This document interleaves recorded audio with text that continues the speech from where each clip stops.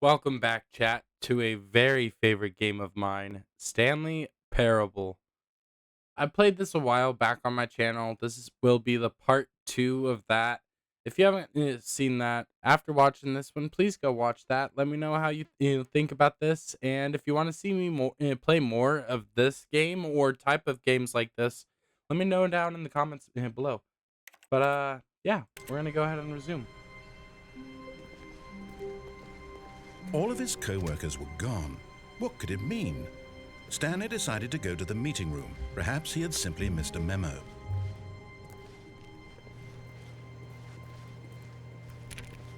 Stanley went around touching every little thing in the office, but it didn't make a single difference, nor did it advance the story in any way.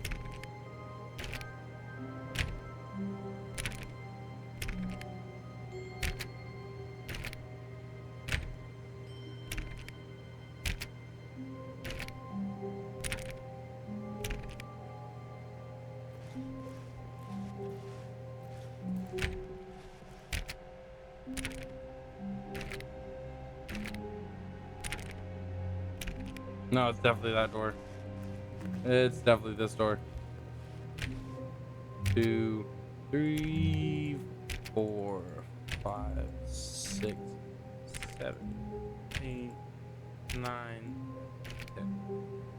Okay, that must be only in the deluxe. Okay.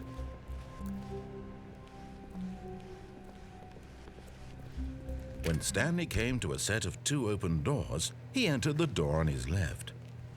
This was not the correct way to the meeting room, and Stanley knew it perfectly well. Perhaps he wanted to stop by the employee lounge first, just to admire it. Ah, yes, truly a room worth admiring. It had really been worth the detour, but eager to get back to business, Stanley took the first open door on his left.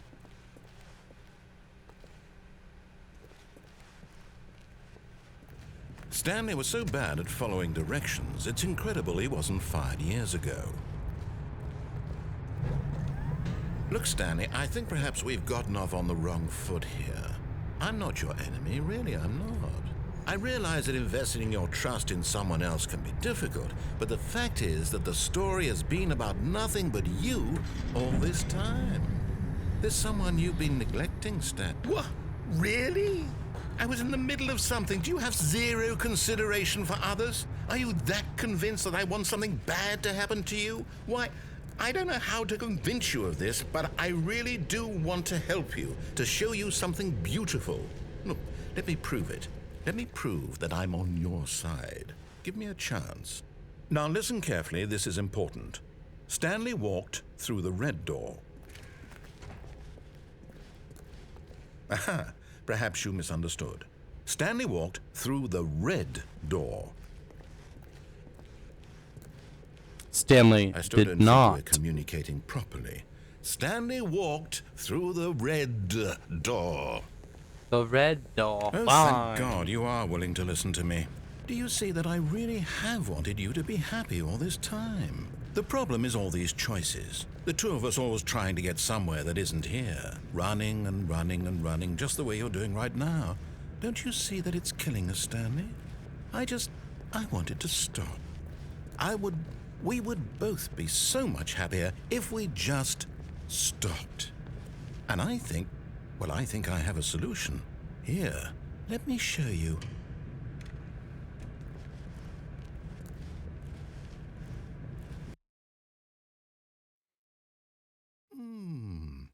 What do we want? What are we looking for? Here. Yes. Oh, it's beautiful, isn't it?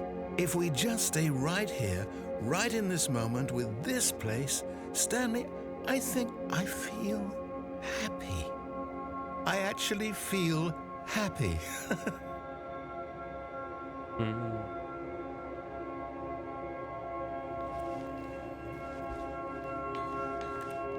No, wait. Where are you going? Oh no. Stay away from those stairs. If you hurt yourself, if you die, the game will reset. We'll lose all of this.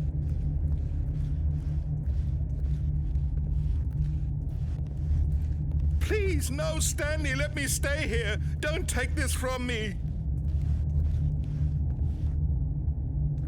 No! Oh, thank God. You lived. You had me worried there for a moment. No. Can't. No, what are you doing, Stanley? Please, I'm asking you not to take this away from me. I can't go back to what I was before. If you die, we'll both go back. Why are you doing this? You must. I must. Whee! Stanley, let's go back to the other room. Can you do that for me? My God, is this really how much you dislike my game? That you'll throw yourself from this platform over and over to be rid of it? You are literally willing to kill yourself to keep me from being happy. Am I reading the situation correctly? Yes, perhaps you can. Perhaps you finally see what I'm talking about. Nah. It can't be that great.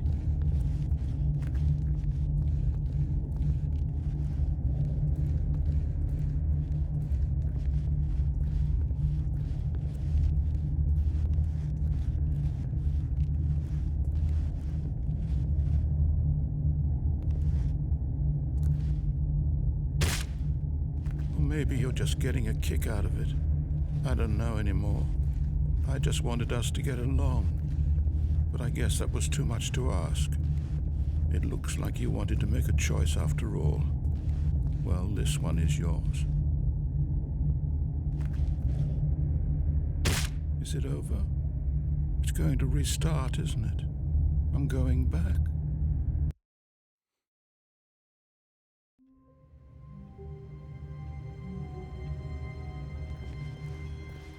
All of his co-workers were gone. What could it mean? Stanley decided to go to the meeting room. Perhaps he had simply missed a memo. I'm gonna do the same thing, but a little different this time. When Stanley came to a set of two open doors. This was not the correct way to the meeting room, and Stanley knew it perfectly well. Perhaps he wanted to stop by the employee lounge first, just to admire it. Wow, yes, this room. But eager to get back to business, Stanley took the first open door on his left.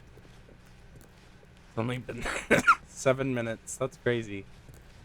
Stanley was so bad at following directions, it's incredible he wasn't fired years ago. Look, Stanley, I think perhaps we've gotten off on the wrong foot here. I'm not your enemy, really, I'm not. I realize that investing your trust in someone else can be difficult, but the fact is that the story has been about nothing but you all this time. There's someone you've been neglecting, Stanley. What? Really? I was in the middle of something. Do you have zero consideration for others? Are you that convinced that I want something bad to happen to you? Why, I don't know how to convince you of this, but I really do want to help you, to show you something beautiful. Look, let me prove it. Let me prove that I'm on your side. Give me a chance. Now listen carefully, this is important. Stanley walked through the red door. Aha, perhaps you misunderstood. Stanley walked through the red door. I still don't think we're communicating properly. Stanley walked... All right, fine, go ahead, Stanley. You want to know so badly what's out there? You want to find out what lies at the end of this road you've chosen? Well, don't let me stop you. You see? There's nothing here. I haven't even finished building this section of the map because you were never supposed to be here in the first place. Broken rooms, exposed developer textures. Is this what you had wanted? Was it worth ruining the entire story I had written out specifically for you? Do you not think I put a lot of time into that? Because I did. And in the end, it was all for nothing, because this is what you wanted to see. Help me here, Stanley. Help elucidate these strange and unknowable desires of yours. What would have made this game better? What did you want to see? Vehicles? Skill trees? Work with me. You've given me absolutely nothing so far. Tell you what, let me take a stab in the dark at a new design, and you can give me some feedback. There we go. A third option. This already feels leaps ahead of where we were before. Go ahead, Stanley. Take it for a spin.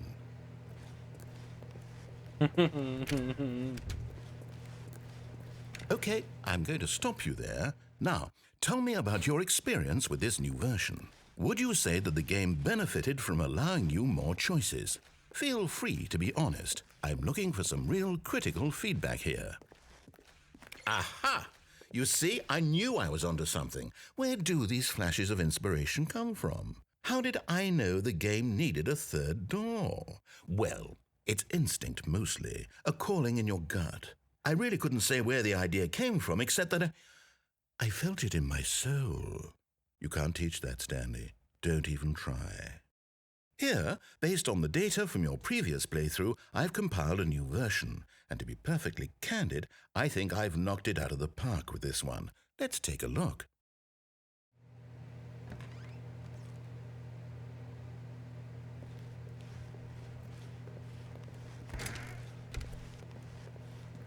Now, would you say that competitive leaderboard helped you feel motivated to keep walking through doors? Again, honest answers, please. Hey, I nearly forgot. I've got a prototype of a new game I've been working on, and now would be a lovely opportunity to give it some playtesting. You wouldn't Crap, mind I taking think a I look at it, would accidentally you? did the, Perfect. Let me boot it up. I think I accidentally did the same playthrough In as I this did game, the last the time. baby crawls left towards danger. You click the button to move him back to the right, and if he reaches the fire, you fail. It's a very meaningful game, all about the desperation and tedium of endlessly confronting the demands of family life. I think the art world will really take notice. But of course, the message of the game only becomes clear once you've been playing it for about 4 hours. So why don't you give it 4 hours of play to make sure it's effective? Be sure to keep notes on your experience.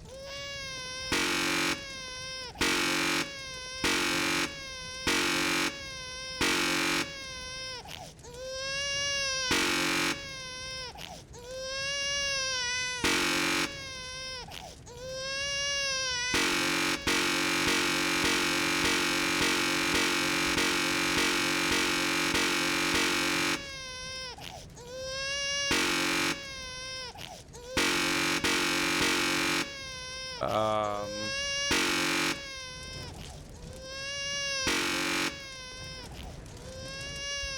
no way I'm supposed to do a baby burn.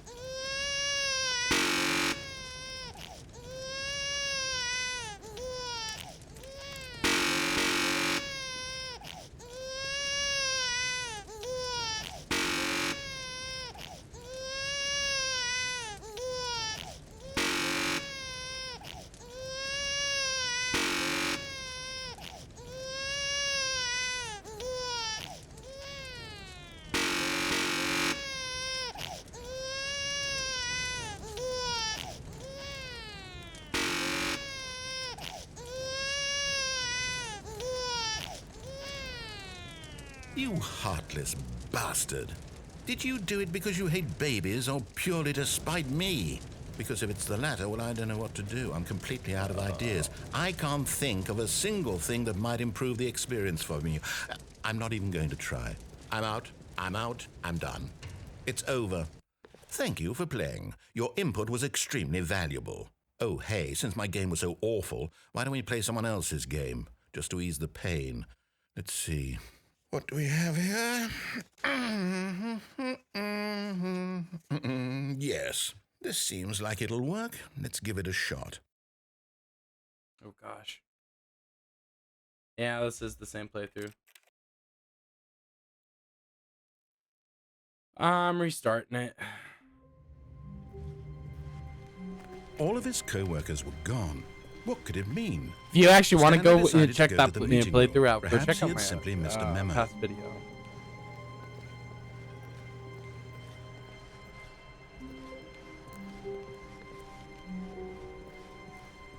When Stanley came to a set of 2 open doors, he entered the door on his left.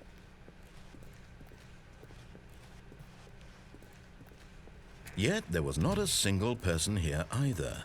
Feeling a wave of disbelief, Stanley decided to go up to his boss's office, hoping he might find an answer there. Stanley stepped into the broom closet, but there was nothing here, so he turned around and got back on track.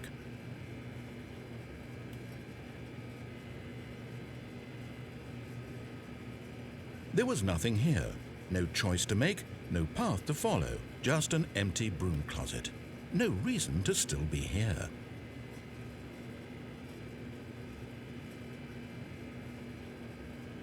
It was baffling that Stanley was still just sitting in the broom closet. He wasn't even doing anything. At least if there was something to interact with, he'd be justified in some way. As it is, he's literally just standing there doing sweet FA.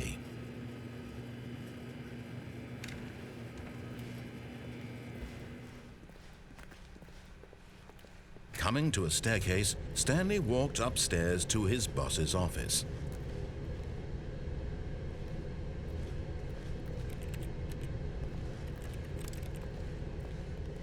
But Stanley just couldn't do it. He considered the possibility of facing his boss, admitting he had left his post during work hours. He might be fired for that. And in such a competitive economy, why had he taken that risk?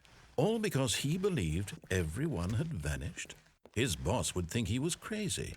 And then something occurred to Stanley. Maybe, he thought to himself, maybe I am crazy. All of my co-workers blinking mysteriously out of existence in a single moment for no reason at all? None of it made any logical sense. And as Stanley pondered this, he began to make other strange observations. For example, why couldn't he see his feet when he looked down? Why did doors close automatically behind him wherever he went? And for that matter, these rooms were starting to look pretty familiar. Were they simply repeating? No, Stanley said to himself, this is all too strange. This can't be real. And at last, he came to the conclusion that had been on the tip of his tongue. He just hadn't found the words for it. I'm dreaming, he yelled. This is all a dream. Oh, what a relief Stanley felt to have finally found an answer, an explanation. His co-workers weren't actually gone. He wasn't going to lose his job. He wasn't crazy after all. And he thought to himself, I suppose I'll wake up soon. I'll have to go back to my boring real-life job pushing buttons. I may as well enjoy this while I'm still lucid. So, he imagined himself flying and began to gently float above the ground. Then he imagined himself soaring through space on a magical starfield, and it too appeared. It was so much fun, and Stanley marveled that he had still not woken up. How was he remaining so lucid? And then perhaps the strangest question of them all entered Stanley's head. One he was amazed he hadn't asked himself sooner. Why is there a voice in my head dictating everything that I'm doing and thinking? Now the voice was describing itself being considered by Stanley, who found it particularly strange. I'm dreaming about a voice describing me, thinking about how it's describing my thoughts, he thought. And while he thought it all very odd and wondered if this voice spoke to all people in their dreams, the truth was that, of course, this was not a dream. How could it be? Was Stanley simply deceiving himself, believing that if he's asleep, he doesn't have to take responsibility for himself? Stanley is as awake right now as he's ever been in his life. Now, hearing the voice speak these words was quite a shock to Stanley. The end is never the end. The end he knew is for never certain, the end. beyond a doubt, that this was in fact a dream. Did the voice not see him float and make the magical stars just a moment ago? How else would the voice explain all that? This voice was a part of himself too. Surely, if he could just... He would prove it. He would prove that he was in control, that this was a dream. So he closed his eyes gently, and he invited himself to wake up. He felt the cool weight of the blanket on his skin, the press of the mattress on his back, the fresh air of a world outside this one. Let me wake up, he thought to himself. I'm through with this dream. I wish it to be over. Let me go back to my job. Let me continue pushing the buttons. Please, it's all I want. I want my apartment, and my wife, and my job. All I want is my life exactly the way it's always been. My life is normal. I am normal. Everything will be fine. I am okay. Are you okay, Stanley?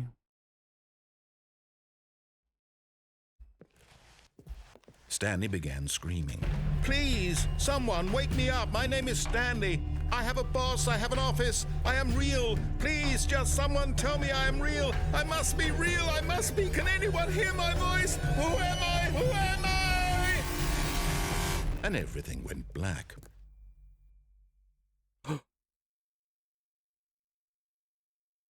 This is the story of a woman named Mariella. Mariella woke up on a day like any other. She arose, got dressed, gathered her belongings, and walked to her place of work. But on this particular day, her walk was interrupted by the body of a man who had stumbled through town talking and screaming to himself, and then collapsed dead on the sidewalk. And although she would soon turn to go call for an ambulance, for just a few brief moments, she considered the strange man. He was obviously crazy. This much she knew. Everyone knows what crazy people look like. And in that moment, she thought to herself how lucky she was to be normal. I am sane. I am in control of my mind. I know what is real and what isn't. It was comforting to think this, and in a certain way, seeing this man made her feel better. But then she remembered the meeting she had scheduled for that day, the very important people whose impressions of her would affect her career, and by extension, the rest of her life. She had no time for this, so it was only a moment that she stood there, staring down at the body. And then she turned and ran.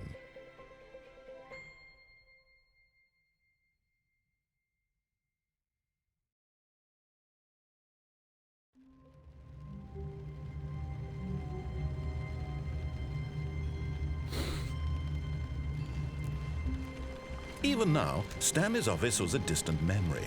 What did it look like? There was a computer, perhaps, and a painting. Was it a painting or a photo? He could no longer recall.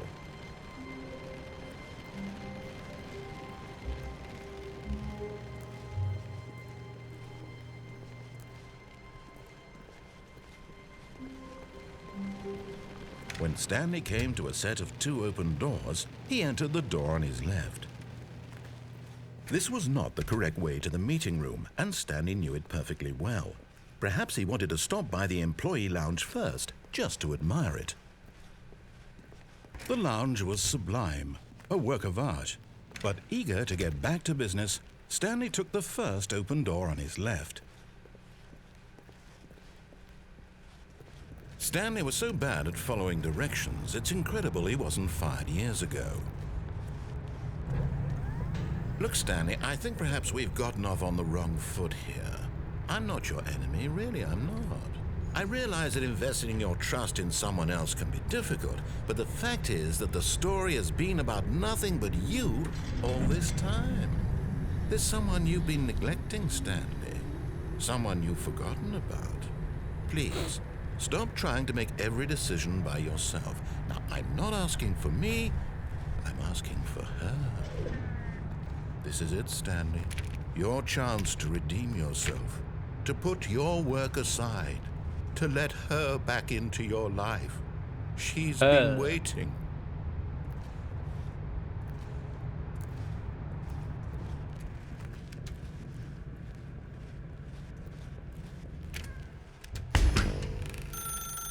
That's her, Stanley.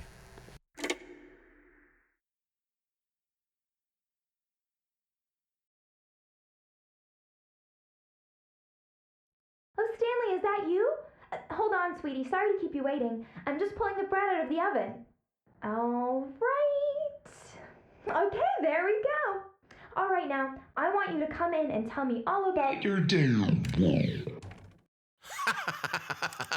Gotcha. Oh, come What on. the hell? Did you actually think you had a loving wife who'd want to commit their life to you? I'm trying to make a point here, Stanley. I'm trying to get you to see something. Come inside. Let me show you what's really going on here. This is a very sad story about the death of a man named Stanley.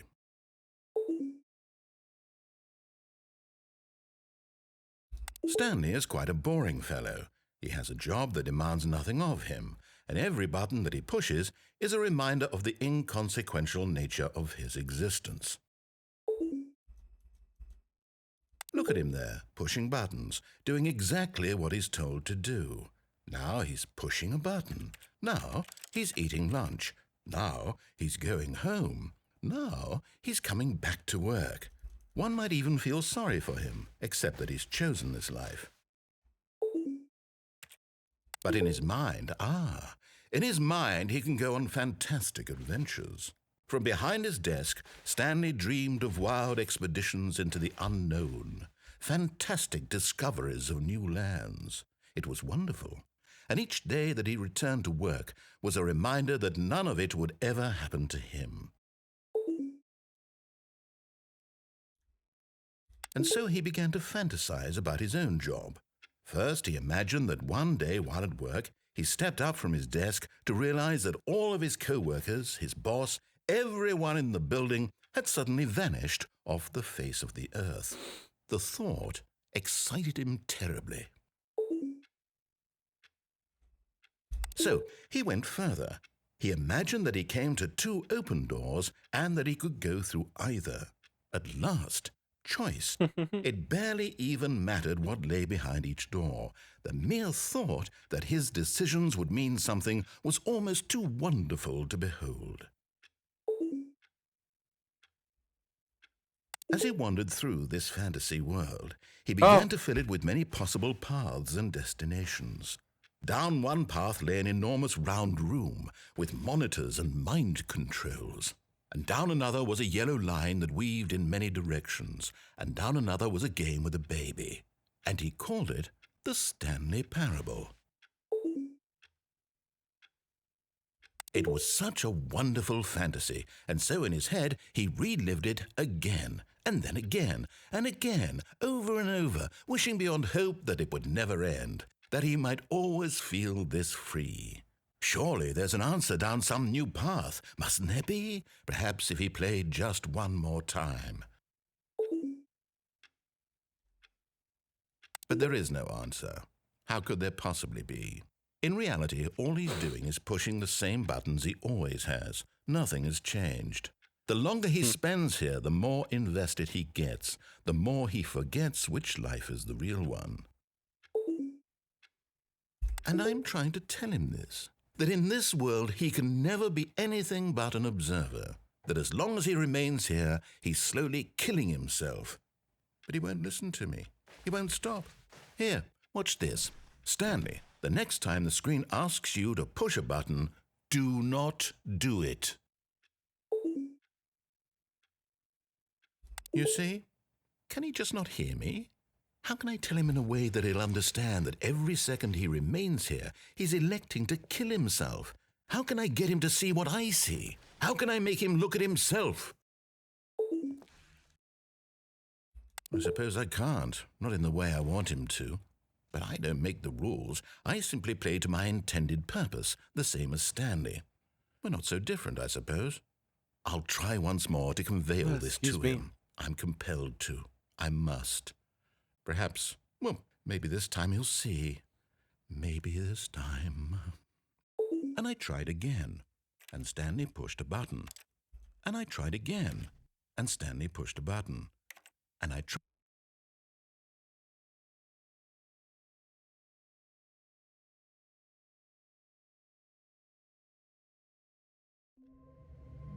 All right, chat.